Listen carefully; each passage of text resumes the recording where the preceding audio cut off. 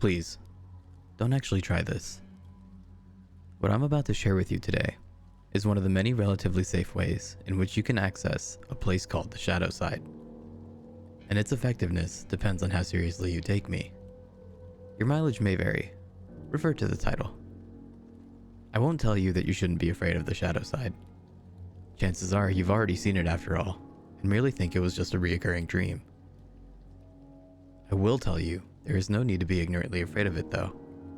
There is a difference. Ignorance fuels fear, and fear can give that place a lot of juice to run on. You have to be big on preparation if you want to try this. It's like skydiving.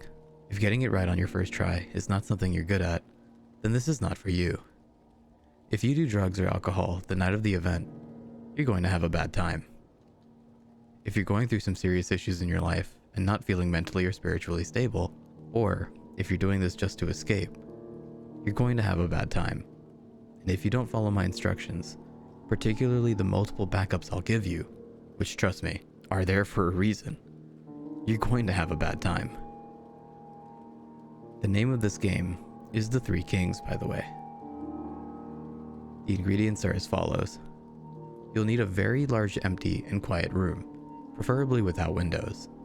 If windows exist, you need to be able to cover them and ensure total darkness. Basements usually work well, if they're roomy enough. A pack of candles. You'll only use one if all goes well, and a lighter. A bucket of water and a mug. A fan. 2 large mirrors, like the one on your dresser. Don't worry, they won't be harmed. Or if they are, it'd be the least of your concerns. 3 chairs, an alarm clock, an active cell phone. Don't forget to charge the goddamn battery. A loved one willing to follow rules and go along with all this madness. And a small toy or dear object from your childhood. The setup is simple. Start setup at around 11 p.m. Place 1 chair in the center of the room, facing north. This is important. Place the other 2 chairs exactly to the left and right, facing your throne. The distance between your throne and that of your queen and fool should be about the length of your arm to each side, more or less. Place the 2 large mirrors on the queen and fool chairs left and right of you, facing you and each other. Try your best to have them stand at a 90-degree angle, or else you may get more or less than 3 kings. If you sit on your throne facing straight ahead, north, you should be able to perceive your own reflection in each of the 2 mirrors without actually having to turn your head nor your eyes to do so. If you see your own reflection in the corner of your eye, just barely there, then you've done it right. Place the bucket of water and the mug in front of you, just barely out of reach. Place the fan behind you. Turn it on. Don't set it to maximum power. Medium or low is usually enough. Leave it on. Turn off the lights. Leave the door open, and go to your bedroom. Set the candles by the side of your bed, next to a lighter, your alarm clock, and your cell phone. Leave it charging. Set your alarm clock for 3:30 a.m. Turn off your lights and sleep while holding your power object. Get some rest. Now it's showtime. Wake up at 3:30 a.m. with your alarm clock. Turn it off, but don't turn on the light. You have exactly 3 minutes to light your candle, grab your cell phone, and make your way to the dark room to sit on your throne. You should be seated by 3:33 a.m. Don't forget your power object. Check for potential red flags. If your cell phone didn't charge for whatever reason, abort the mission. If the alarm didn't go off exactly at 3:30 a.m., abort the mission. If you find the dark room door closed, remember you left it open. Abort the mission. If the fan is turned off, you left it on. Abort the mission. Side note, if you have to abort the mission due to any of the above, leave the house with your loved one. Go to a hotel or something. There's no need to run. You have time to grab a jacket and your keys and whatnot, but leave. After 6 a.m., the coast should be clear.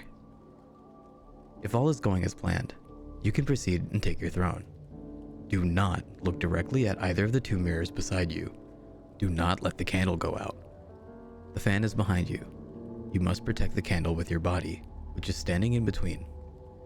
There's a reason for this, as you'll soon see. Look straight ahead at the darkness, not at the candle, not at the mirrors, just straight ahead. Eagle-eyed readers surely noticed I didn't say during the setup which chair was queen and which chair was fool. That's because it's your job to find out, and from their point of view, you are either their queen or their fool, hence 3 kings.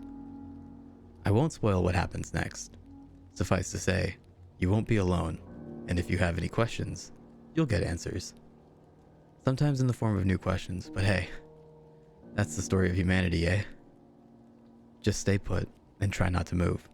Again, do not look directly at the mirrors, nor the candle. Just straight ahead. Trust me. Don't chicken out either. You need to wait until 4:34.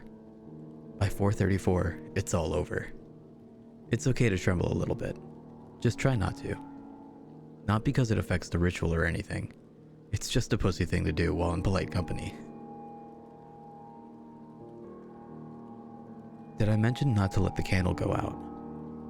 That's what the fan is for. You're protecting the candle with your body.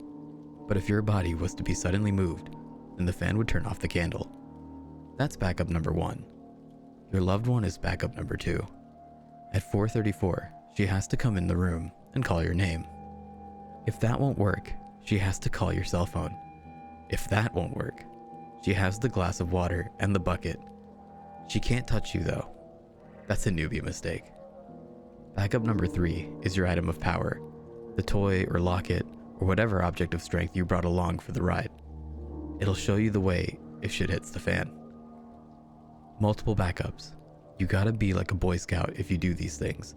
If you half-ass it all the way so that it won't work. Worst you can do is take it seriously enough for it to work and not seriously enough to be prepared for the consequences. If in doubt, refer to the title.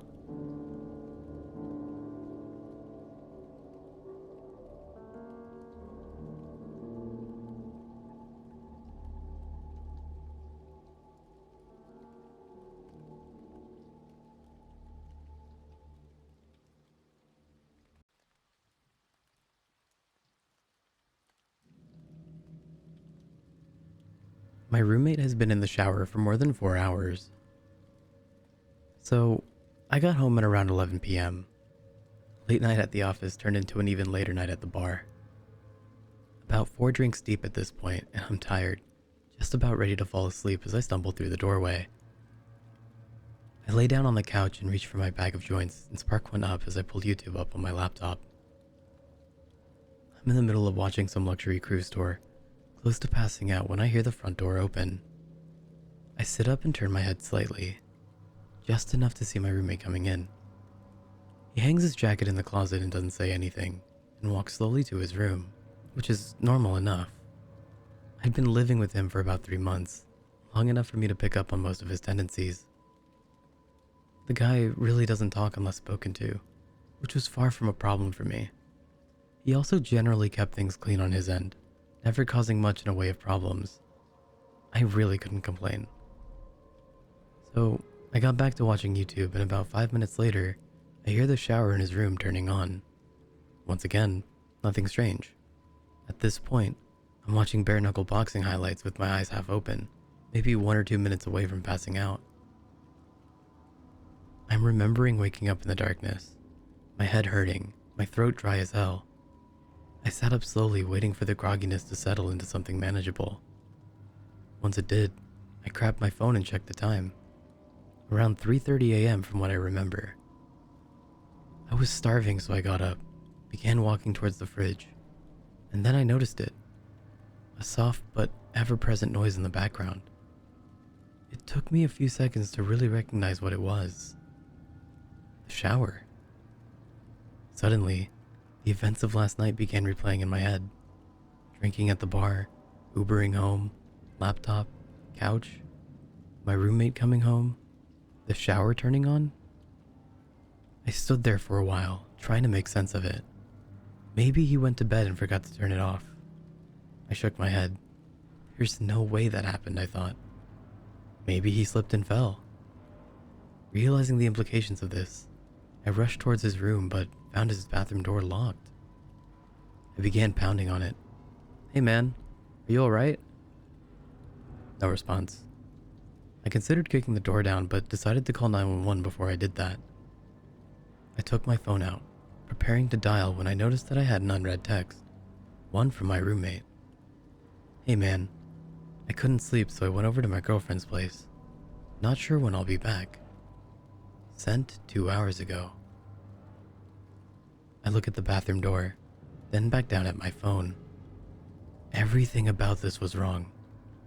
First of all, my roommate barely texts me, and certainly never to tell me when he's going out. Second of all, I know for a fact that he's single, and has been for a while. And third of all, who the fuck was in the shower then?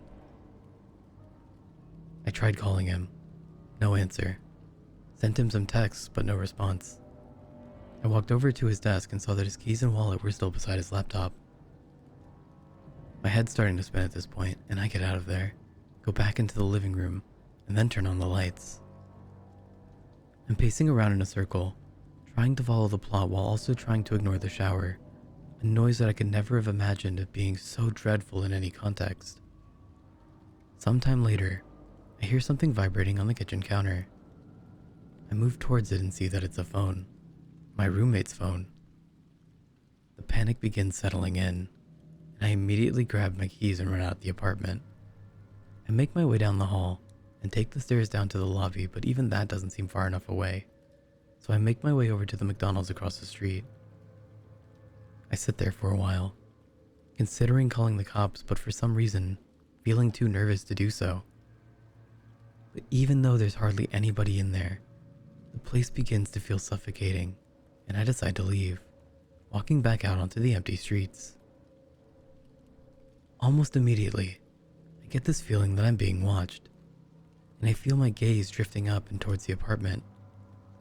Soon, I'm looking at my balcony, and I see somebody standing there. A dark figure stood completely straight, stiff to the point where it nearly resembles a mannequin. But it isn't one. If I look closely, I can see it just slightly swaying. I froze in place, my mind hardly able to understand or accept what I was seeing. It's not my roommate. It's too tall. In fact, it's too tall to be anybody I know. Its head nearly scraping the bottom of the balcony above. No matter how hard I tried, I couldn't make out any of its details.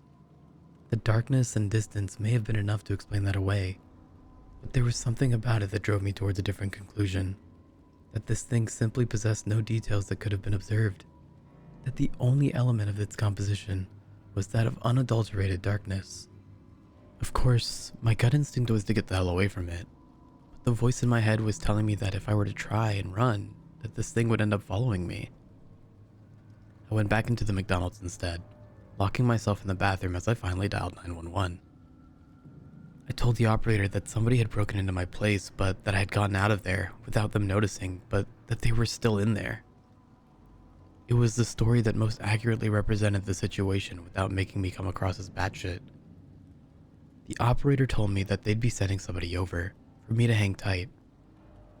I left the bathroom, waiting at the table closest to the exit, until I could see the red and blue lights cutting through the darkness. I went outside to meet the cops, looking up at the balcony to find it empty, though the door to the living room had been left open.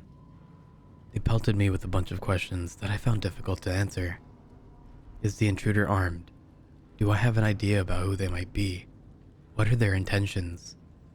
I told them I didn't know, that I couldn't figure it out, but they kept on asking. Soon, I was practically yelling at them to go up there and check it out for themselves, and I suppose the terror in my voice was enough for them to begin taking this seriously. They told me to wait by the entrance, and I watched on as they entered the building. I was out there for a long time, growing increasingly anxious at the thought of what they were going to tell me when they came down. A few minutes later, the silence was being broken by a single, muffled gunshot. My heart dropped into my stomach, and I continued to wait there, unsure of what to do otherwise. 20 more minutes of silence, and the other officers still hadn't come down. Soon, I could hear more of them approaching in the distance. Before I knew it, 4 more cop cars had pulled up around me and the scene had fallen into chaos. Officers shouting over each other and into their radios, more questions being hurled my way, none of which I was able to answer. The next few sequences were mostly a blur, but I remember the building being evacuated, the tenants frightened and confused as they were ushered outside while the officers became more and more frantic. I remembered hearing more scattered gunshots, some screaming, other noises that were difficult to make sense of. There were a few lapses in my memory after that, but I recall being pushed into a back of a police car. After being driven to the station, I was led into one of the interrogation rooms, where I found two nondescript men in suits waiting for me. They didn't introduce themselves and immediately went into a series of questions, each one more bizarre than the last. What company was your roommate employed by? What was the nature of his job? How many people have been inside your apartment since your roommate moved in? Have you ever heard voices inside the apartment from the hours of midnight to 3 a.m.? Voices that did not belong to your roommate? Have you ever seen a circle of people standing outside the apartment from the hours of midnight to 3 a.m.? People that were exceptionally tall. And one of the most unsettling ones. Have you ever seen somebody standing at the foot of your bed upon waking up, between the hours of midnight to 3 a.m., only for them to disappear moments later? If so, do you remember what they looked like? Any distinct features? As they continued probing me, my mind began conjuring up some of the strange shit that had happened after my roommate had moved in. Shit that I'd written off as figments of my imagination, simply because I had no explanation for them.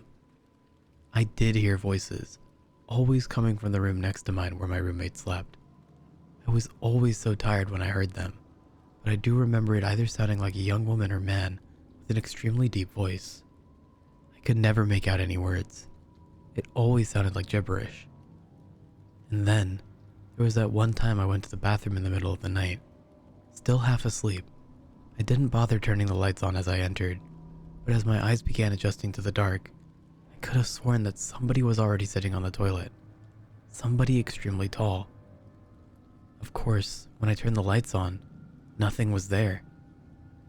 It was easy to chalk it up to a product of late-night drowsiness at the time, and I had never really thought about it since. After doing my best to give them useful information, the suits spent a good few minutes taking notes on their phone. Once they were done, they sat up quickly, told me that they'd be in touch before leaving the room. A cop came in a few minutes later and told me that since I couldn't return to the apartment, that they would set me up in a nearby hotel until they were able to get the situation under control, and that I should stay put until they gave me a call. "What happened?" I asked him. "What did you guys find up there?" He stared at me for a long time, not as if he were deep in thought, but as if he held deep aversion for what he was considering telling me. Eventually, he just shook his head. "I don't know," he said. "I mean, I really don't know." I nodded, tried to smile, though I'm sure it didn't come across very well. It's the next day now, and I'm in the hotel.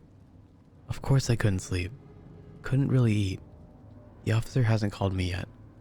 When I try searching up information about the evacuation on the internet, all I can find are articles claiming that it was due to a fire. A fucking fire. Update. I fell asleep and I just woke up. It's 1 a.m. now, and I can hear the shower.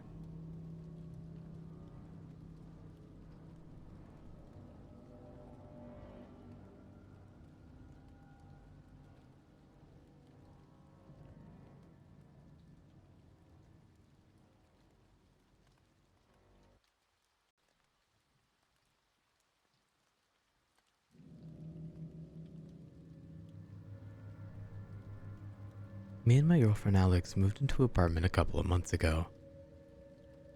It's a small apartment on the outside of a small town, just big enough for us and our cat. On the day we moved in, my brother noticed a crawl space that looked like it'd lead to an attic, but it's an apartment complex and we're on the top floor with no attic. We brushed it off not knowing what it was, but not questioning it. We move in and there were no problems for a week until one night. It was a stormy night. We lay on the couch with our cat curled up on my lap fast asleep. Loud claps of thunder and lightning so bright it lights up the whole room is happening all around us.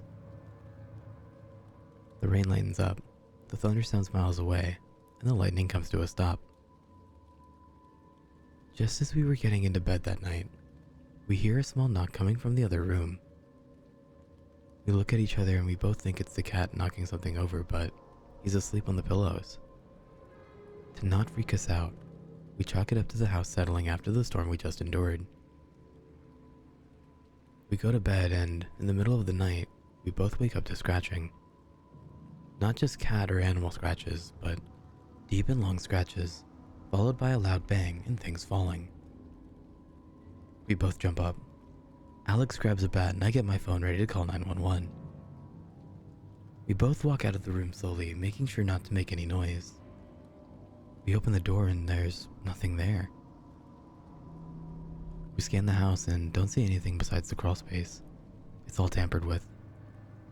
We're both uneasy about it now. A month had passed and we'd forgotten about the incident. Nothing else had happened. No noises, no scratches, nothing falling. Alex is leaving for a couple hours to go to a friend's house.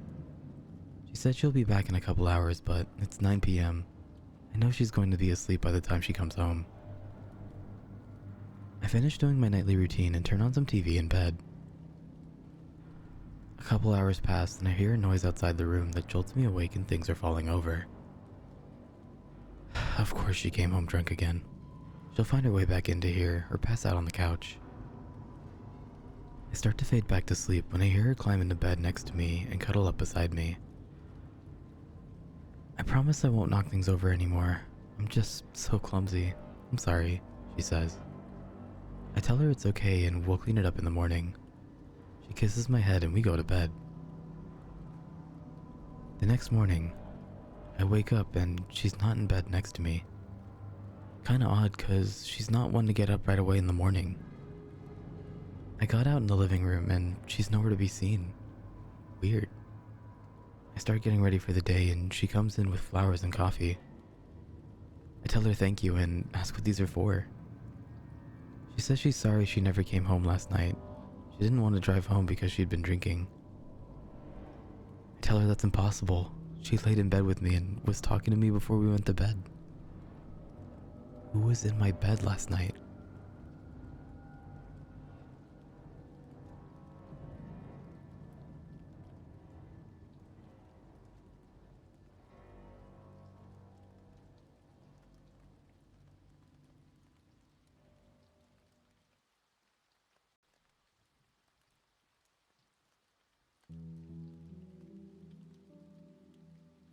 My wife is lurking in my childhood photos, but I met her at the age of 30, and she looks no younger in the old pictures. Sometimes, it feels as if my life has been nothing but an ever-revolving door of grief. I'm only 34 years old, and I've lost everyone to death, rejection, or diverging paths. My parents, my sister, my childhood friends, and the countless other loved ones. I feel numb, directionless. Above all else, I feel angry. I hate the world for taking them from me. I hate life for dealing cards from a rotten deck. My mother passed last year. She'd been fighting a lengthy battle with dementia since 2019. I didn't cry when she died. I had nothing left in the tank. I'd already endured small, painful pinches of grief over the years. I grieved when she lost a piece of herself. I grieved for every one of us that she forgot, whilst there were still those of us left to forget. Those 4 years fragmented me. Mom and I were so close, and it broke my heart to see her very soul disintegrate. She was my only remaining family. My dad and sister died when I was young, and slowly, everyone else vanished too. I can't explain it, but in spite of her deterioration, I think Mom held on to life for me. I worry, Brennan, my mother hazily said. You're safe, Mom, I said. You don't need to. No, I worry about Brennan, she interjected in a fluster. I'm Brennan, Mom, and I'm fine, I said, sighing. I worry. she absentmindedly whispered. When my mother died in February of 2023, I was left with one person in the entire world, Olivia. I counted my blessings to have a darling wife who would always be by my side, until I realized how terribly true that might be. Whilst I was cleaning out my mother's attic, I found a box of photo albums, dust-coated antiques that I'd never seen before. Too many painful memories, perhaps, but a tinge of warmth spread through my body as I eagerly flicked through the pages. A fuzzy, forgotten feeling. I remembered being happy as a child. I was surrounded by family and friends. I lovingly tore through the pages, and I was moments away from shouting for my wife to come up to the attic. But then, I noticed something bizarre. Olivia was standing in the back of a photo. It was a picture of a day at the zoo with my parents and my sister, through metal bars, at the opposite side of the lion enclosure. I could see my wife standing there. Someone I didn't know as a child, but it was her. There was no doubt about that. Distinctive black hair, fair complexion, and a petite physique. She wore a thin, knowing smile that seemed unbefitting of her, or any version of Olivia that I've seen before. My stomach gurgled nervously, but I smiled and laughed it off. Uncanny, I whispered to myself. Obviously, it couldn't have been her, I told myself. We're the same age and she would have been a child at the time. It's just a doppelganger. I carried on flicking through the pages, and then a lump formed at the surface of my throat. My wife appeared again. This time, it was a photo of our family's Christmas gathering in a restaurant. And outside the window, beneath a smoky shelter, a solitary figure stood and watched us. It was Olivia, or a woman who, yet again, looked identical to my 33-year-old wife. Once is nothing.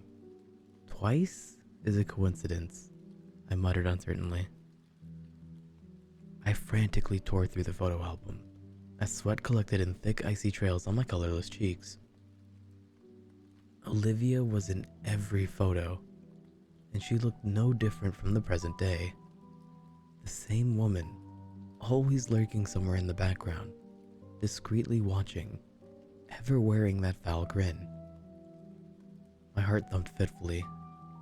This was no longer an oddity, a funny peculiarity. It was unsettling enough to see evidence of a person stalking my family, but a person who hadn't aged in 33 years? It was sinister. It defied everything my logical brain knew to be true. I found myself trembling in terror and clawing at my hair. I had stopped turning pages. After seeing my wife skulking in dozens of pictures, I hadn't the stomach to continue, but I couldn't tear my eyes off the page before me. It was a picture captioned, "Yummy Cake, Brennan's 10th birthday party." I was still sitting in the back garden on an overcast day. A decadent chocolate cake sat on my lap. My jubilant friends and family surrounded me. I was midway through blowing out 10 candles, and the flames leaned away from my pursed lips. There she was again, hiding in a photo from the year 2000. Olivia would have been 10 years old, just like me, and yet the camera told another tale. This time, my fully grown wife cowered behind the short fence at the rear of our property, but the top of her head peered into our garden, and I could distinguish her distinctive black hair. Her eyes were bloodshot and thirsty. She was, perhaps most hauntingly, eyeing the camera. It felt as if she could see me in the attic. "You're losing your mind, Brennan. This isn't real. It's all in your..." A sudden wisp of wind extinguished the attic light. My body shivered uncontrollably, and I found myself wrestling with an undeniable thought. It sounded like lips blowing air. Trying to steady my breathing, I anxiously patted the floor of the blackened attic. I wish I wouldn't leave my phone in stupid places, I thought. I wanted to leave, but I didn't trust myself to maneuver through my mother's cluttered attic in the dark. And then my fingers brushed over a familiar smooth surface. Gotcha, I thought, before picking up my phone and turning on the flashlight. I screamed. The birthday photo had changed. The candles on my cake were gone, and I was sitting alone. No family, no friends, nobody, not even Olivia. I stumbled to my feet and dropped the book. The floorboards moaned as I shifted my weight backwards. I had to get far from that cursed book, that cursed attic. I twisted to run for the attic door, but I didn't move beyond that first step. My torchlight illuminated something horrifying. Poking her head through the attic opening, Olivia smiled at me. Her eyes mirrored those in the numerous photographs I had just seen. Her pupils seemed darker, wider. Red veins painted the corners, and her eyes rippled ever so slightly as if they were not really eyes at all. I don't know what happened to the woman I married, but that wasn't who eyed me from the attic door. She was a horror, some rabid mouse that had soundlessly slithered up the stairs and the ladder. My wife giggled. "I'll eat you from the inside out." And then the woman plummeted through the attic door, disappearing from sight. Thinking only of escaping, I lunged for the open door, but something seized my ankle, chaining me to the attic. I spun to face my shackle, and my mouth parted in wordless terror. From the open page of the photo album, Olivia's twisted arm and face had emerged. She offered a toothy grin and unhinged eyes as she attempted to pull me into the picture. Vile bile, so rich, and with our consummation, it becomes complete. I cried in agony as I was dragged to hell by the thing I had loved for 3 years. A hellish demon I had believed to be my wife, but it seemed that I truly had no one left. Nothing but a cancerous tumor clinging to my very essence. It was draining the last of my pain, the last of my suffering. I closed my eyes and thought of my loved ones, the loved ones I was certain I would shortly see again. As the terrifying demonic limb pulled my leg into the photo album, I prepared to meet whatever fate awaited. All of that anger, the years spent in a perpetual psychological nightmare, for nothing. I visualized my mother's smiling face, and a calmness swept through my mind. "I worry about Brennan," she said. I started to fib before deciding to unburden the weight on my chest. "No, I'm not fine, Mom, but I will be."